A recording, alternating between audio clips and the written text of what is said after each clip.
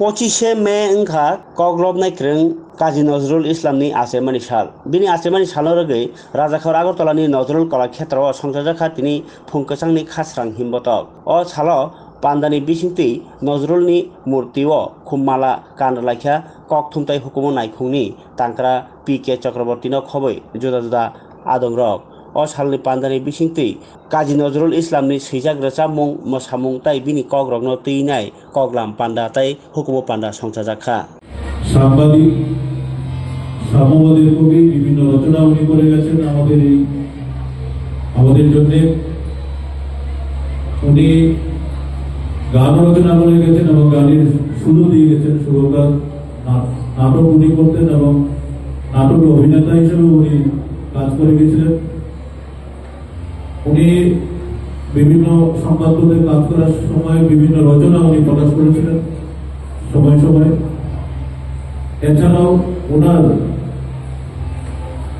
পত্রিকাও প্রকাশিত হয়েছিল এবং সেই পত্রিকার মাধ্যমে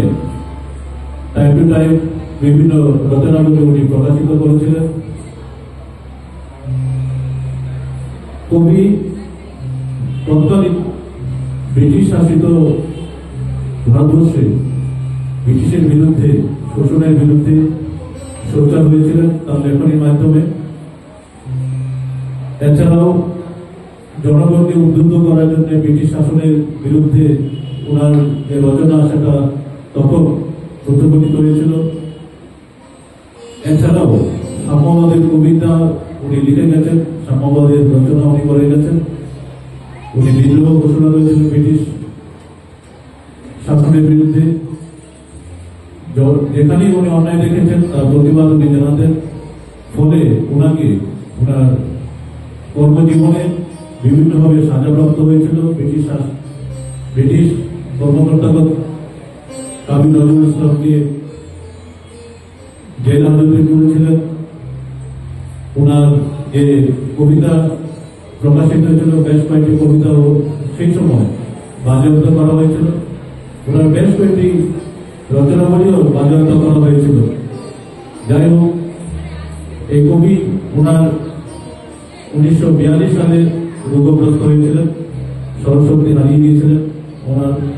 ওনাকে চিকিৎসার জন্য লন্ডনে নিয়ে যাওয়া হয়েছিল ভিয়েনাতে নেওয়া হয়েছিল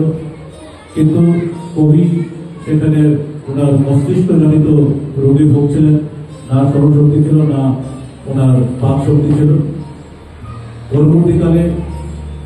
1960 সালে ভারত সরকার কবিকে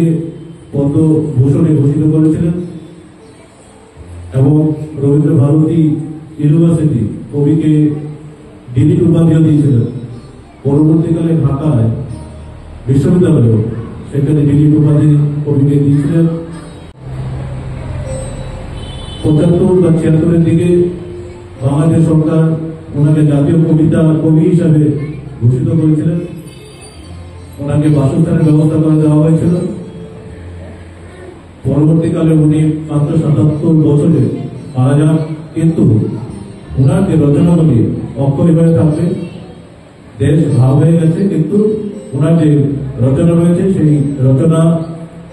দুই দেশের মধ্যেই সহজভাবে সমাদৃত সহজভাবে গ্রহণযোগ্য এবং এই বিষয়টিকে মাথায় রেখেই আজকে আমরা